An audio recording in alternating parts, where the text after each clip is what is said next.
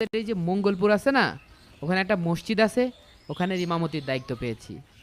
কিন্তু আপনি কে, আর আমাকে এভাবে বাধা দিলেন কেন?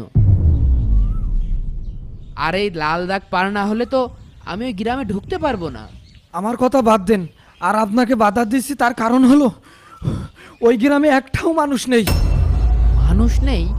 কি বলেন? গ্রামে আবার মানুষ থাকবে না? আমি তো ওই মসজিদেই ইমামতি করতে যাচ্ছি।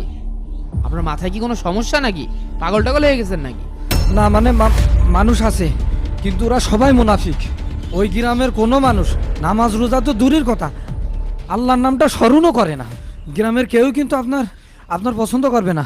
দেখুন, আমি আল্লাহর দ্বীনের দাওয়াত দিতে এসেছি, আর আমি বিশ্বাস করি আল্লাহ তাআলা নিশ্চয়ই আমাকে সহযোগিতা করবেন।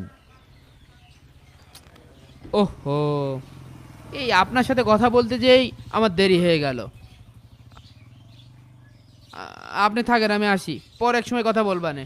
হুজুর, আপনি আমার কথাটা শোনেন। দাঁড়ান দাঁড়ান হুজুর, দাঁড়ান।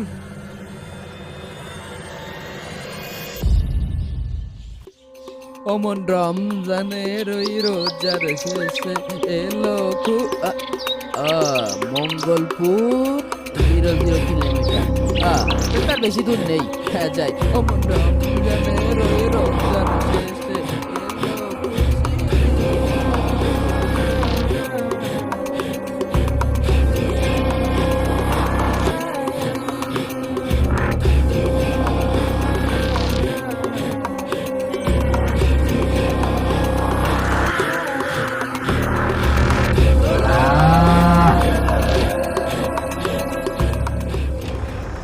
সাবধান সাবধান গ্রামবাসী, আমাদের এই এলাকায় এক নতুন ইমাম প্রবেশ করছে।